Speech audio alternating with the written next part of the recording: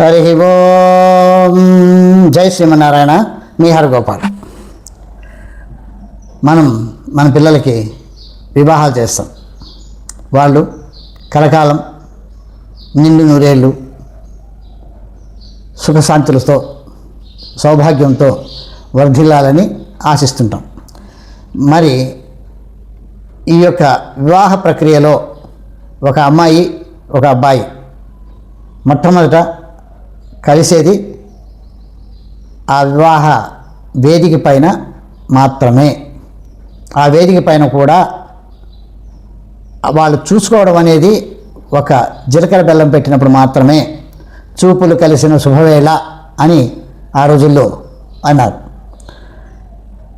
దీనికి గాను మనం పండితుల దగ్గరికి వెళ్ళి, పురోహితుల దగ్గరికి వెళ్ళి, జ్యోతిష్ శాస్త్ర సిద్ధాంతుల దగ్గరికి వెళ్ళి, అయ్యా మా అబ్బాయికి వాళ్ళ అమ్మాయికి వివాహం జరపదలుచుకున్నాము కాబట్టి మంచి లగ్నం పెట్టండి స్వామి అని అడుగుతాం. సరే, ఆ లగ్నం కూడా వాళ్ళు పెట్టిన లగ్నంలో మనం వివాహం చేస్తుంటాం. మరి మీరు కూడా ఈ లగ్నం పెట్టినప్పుడు ఇవన్నీ ఉన్నాయా లేదా ఒకసారి పరిశీలించండి. అంటే వీటిలో కొన్నైనా మనకు అనుకూలంగా ఉన్నాయా లేవా అనేది మనం పరిశీలించాలి. అవి ఏవి అంటే స్థిర లగ్నం ఉండాలి. అంటే చర స్థిర ఉభయ అని లగ్నాలు ఉంటాయి. వాటిల్లో స్థిర లగ్నంలో వివాహం చేయడం చాలా శుభం.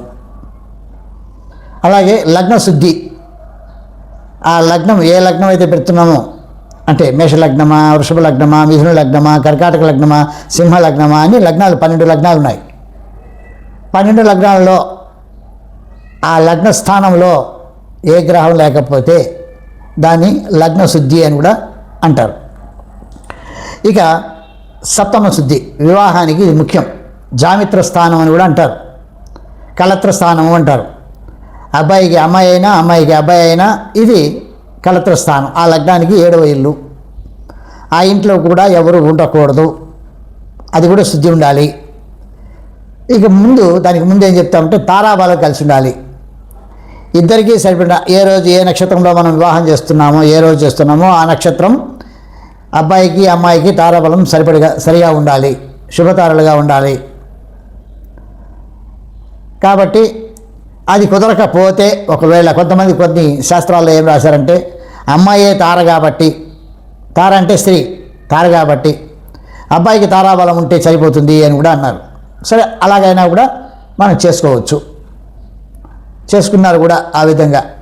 కుదరనప్పుడు తర్వాత పంచకరాహిత్యం చేయాలి. అంటే తిథి వార నక్షత్రము లగ్నము ఎన్నో సంఖ్యలు కూడి వాటిని భాగించి వచ్చే ఫలితాన్ని బట్టి పంచగ్రాహిత్యం చేయాలి. అలా కూడా చేసిన లగ్నం అయితే శుభప్రదం.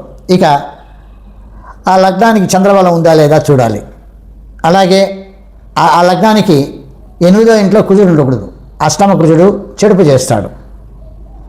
అలాగే ఆ లగ్నానికి 6వ ఇంట్లో శని ఉండకూడదు. ఎందుకు? ఆరోగ్యంగా ఉండాలి కాబట్టి. శని కొన్ని ఎముకల బాధలను వాటిని క్రియేట్ చేస్తాడు కాబట్టి శని ఉండకూడదు. షష్టమ శని 6వ ఇంట్లో. అష్టమ కుజ షష్టమ శని ఉండకూడదు. సప్తమ శుద్ధి ఉండాలి. ఇక త్రిజ్యేష్ఠ పనికిరాదు. అబ్బాయి మొదటివాడు ఉండి అమ్మాయి మొదటివాడిగా ఉండి జ్యేష్ఠ నక్షత్రంలో పెళ్లి చేయరాదు. అంటే ఈయన జ్యేష్ఠుడు, ఆమె జ్యేష్ఠురాలు, త్రిజ్యేష్ఠ అయింది. అలాగే జ్యేష్ఠ మాసంలో కూడా వివాహం చేయరాదు. ఇలాంటి వాళ్ళకి సెకండ్ అన్నా థర్డ్ అన్నా ప్రాబ్లం లేదు. జ్యేష్ఠ మాసం జ్యేష్ఠ నక్షత్రం అని ఒకడు జ్యేష్ఠుడైనా కానీ కష్టమే, అమ్మాయి జ్యేష్ఠుడైనా కష్టమే, అబ్బాయి జ్యేష్ఠుడైనా. జ్యేష్ఠ నక్షత్రం జ్యేష్ఠ మాసంలో 2 జ్యేష్ఠులు అయిపోయినాయి. త్రిజ్యేష్ఠ ఉండకూడదు కాబట్టి వీళ్ళు 2వ వాళ్ళుగా ఉండాలి, 3వ వాళ్ళుగా ఉండాలి, తర్వాత వాళ్ళుగా ఉండాలి, మొదటి వాళ్ళుగా ఉండకూడదు. త్రిజ్యేష్ఠ పనికి రాదు. అలాగే సంగ్రహ చంద్ర దోషం. చంద్రుడు లగ్నంలో, ఆ రోజు లగ్నంలో చంద్రుడు ఎవరితో కూడా కలిసి ఉండకూడదు. ఏ గ్రహంతో కూడా, మిగిలిన 8 గ్రహాలతో కలిసి ఉండరాదు. ఇది సంగ్రహ చంద్రదోషం. అంటే సంగ్రహించి ఉండకూడదు చంద్రుడు. అలాగే శుభతిథులు, శుభవారాలు, ఇన్ని రకాలుగా సుమారు 12 చెప్పా. ఈ 12 రకాలుగా మనం ఒక లగ్నాన్ని నిర్ణయించాలంటే అందుకే పుష్కర కాలం పడుతుంది అంటారు. గతంలో 12 ఏళ్ళకు ఒకసారి లగ్నం వచ్చేదట. పుష్కర కాలం అంటారు దాన్ని, పుష్కర లగ్నం అంటారు, పుష్కరాంశ అంటారు కూడా.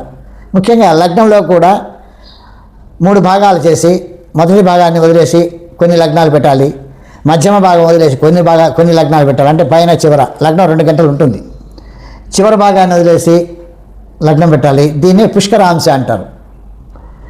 ఎన్ని రకాలుగా మనం లగ్నాన్ని నిర్ణయిస్తే దాన్ని లగ్న బలం కలిగినటువంటి ముహూర్తము అంటాం. మరి ఈ రోజుల్లో ఇన్ని కుదిరేటట్టుగా లేవు కాబట్టి కొంతమంది ఏమనుకుంటున్నారు, అభిజిత్ లగ్నంలో చేసేస్తే ఈ దోషాలన్నీ పోతాయి అని అంటారు. అభిజిత్ లగ్నం అనేది అసలు దేవతలకు నిర్ణయించినట్టు, దేవతల కళ్యాణాలు జరిపేందుకు అభిజిత్ లగ్నం అది. సరే, కొంతమంది ఆ విధానంలో కూడా అడ్జస్ట్ అయిపోతున్నారు. అభిజిత్ లగ్నం అంటే వార దోషం ఉన్నా, తిథి దోషం ఉన్నా, లగ్న దోషం ఉన్నా, సప్తమ చంద్రుడున్నా, పంచగ్రాహిత్యం లేకపోయినా ఏదైనా కానీ దోషం ఉండదు అని చెప్పే పండితులు కూడా ఉన్నారు. కాబట్టి సరే, అది వారి యొక్క అభిప్రాయం, దాన్ని నేను విమర్శించట్లేదు. ఇది పుష్కరాంశ. ఇంకొకటి ఏంటంటే, మాకు ఫలానా టైంలోనే కావాలి, ఎందుకంటే కళ్యాణ మండపాలు దొరికేది కష్టం ఈ కాలం కాబట్టి అదొక ఇబ్బందులు. అందుకని ముందుగా వచ్చి నిర్ణయం చేసుకోవాలి. ఇలా లగ్నబలమైనటువంటి విధానంలో వివాహం జరిగితే ఆ దంపతులు కలకాలం ఆయురారోగ్య ఐశ్వర్యాలతో, పుత్ర సంపత్తితో, ధనధాన్య వృద్ధితో వర్ధిల్లుతారనేది శాస్త్రం. హరి ఓం. జై శ్రీమన్నారాయణ.